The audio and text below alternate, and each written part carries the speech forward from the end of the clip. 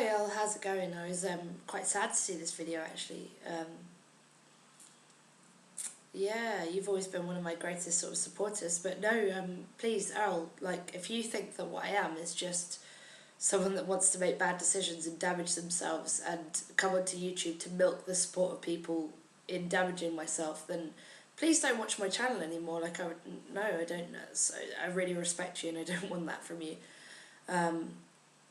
But I suppose I don't see myself from the objective stance that you do, where you're like, well look here, I've been watching you and you've made eight bad decisions. I don't feel that way. I feel like I'm in the moment and I make the decision based on what's going to be the most rewarding for me in terms of sort of life experience and in the moment and the feeling, and I'm just quite addicted to feeling excited and feeling involved in the moment. And it's not really anything to do with I don't have an overarching plan or anything. There's no plan. You were talking, God, it was sort of really painful actually to watch it, but you were talking about how great my ex was, and yeah, my ex was fucking great. I honestly, I miss him like a part of myself is missing. I honestly do miss him. And I've been drinking so much and I've started putting on weight and everything because I've been drinking so much. And I'm still seeing this Irish guy. You'd approve of the Irish guy, Earl. You like, you know, the nice sort of cowboy types. You'd like him. He's a rugby player. He's a nice guy. He's a proper cowboy. I think you'd like him too. But I secretly feel bad because I really miss my ex-boyfriend. Really miss him so much. But Earl, bear in mind also, he might have been a great guy, but I did give him the opportunity to be with me. He didn't want to be with me. Like, you can't be with someone that doesn't love you. You can't be with someone that doesn't want to be with you, no matter how great we think he is, which we do. You can't be with someone that doesn't want to be with you. And I certainly, as I say, I would hate for you to watch my channel feeling like you're being drained of any sort of positive energy. Don't do that. Like, just don't watch me at all. I'm not here to make you feel positive.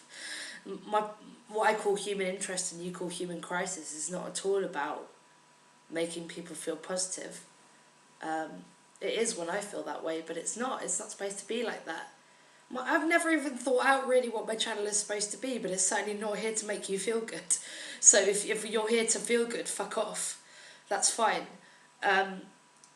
Yeah, I appreciate you, Al, because you're a direct speaker, and I don't think that you're wrong in what you say, but I do think that you paint me in this video as someone who isn't interested in being happy and someone who makes bad decisions, without any sort of, just like flippantly makes bad decisions, and that's just not true. I make bad decisions based on what feels to me in the moment to be the right thing to do, and I'm just very, very unfortunate in the decisions that I make. Anyway, everyone else, hello, how are you doing? I hope I'm not depressing you too much. I've been drinking far too much. I don't care really. I feel really like really, really darkly sad. There's not much I can do about that because my ex is gone, but my ex wasn't even that great when he was here, so it's just the worst thing to be mourning for something which wasn't even that great. Obviously there's life outside of my ex, and so I'm trying to I've been promoted and everything. I got that job and everything, so that's good. But it's all meaningless bullshit, really. Because you know, when you really love someone, you really, really sort of deeply love someone, and then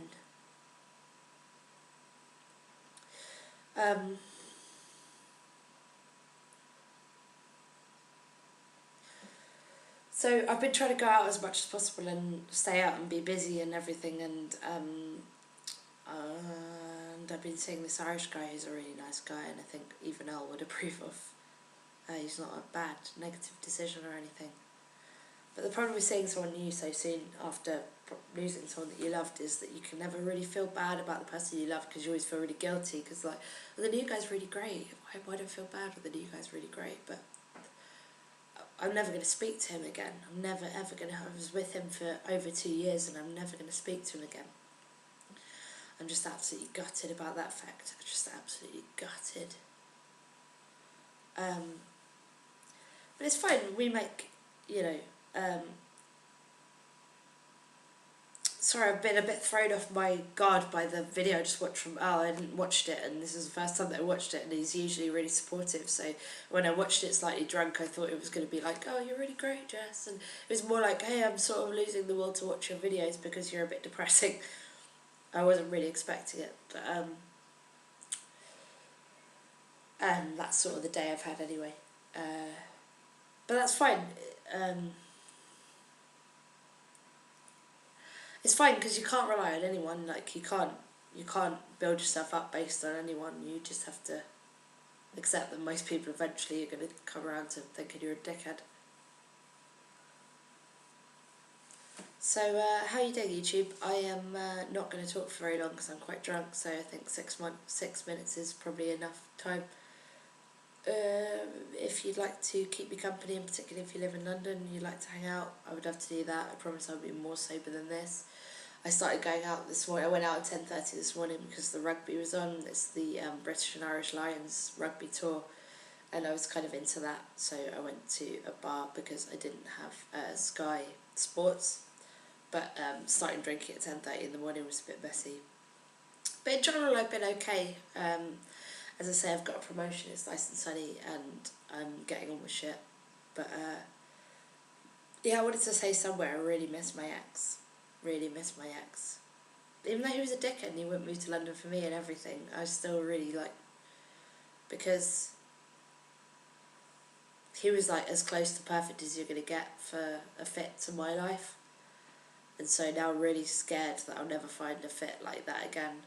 Even though, how can it be perfect? How can it be the fit if they don't want to come and live with you and they don't want to be around you and they don't want to sacrifice anything in their own lives even though they're willing to watch you throw everything away in yours?